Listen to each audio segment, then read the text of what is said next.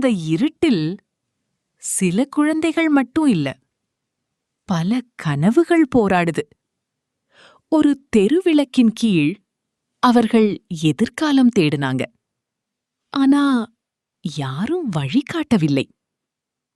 அந்த நேரத்தில் ஒரு ஜோடி வந்தது. அவர்கள் வாழ்க்கையை மட்டும் வாழவில்லை, மற்றவர்களுக்கும் ஒளியாக நினைத்தார்கள். ஒரு புத்தகம், ஒரு பேனா, 1 மணி நேரம், அதுவே அவர்கள் கொடுத்தது. ஆனா அந்த சின்ன உதவி ஒரு பெரிய மாற்றமாக மாறிச்சு.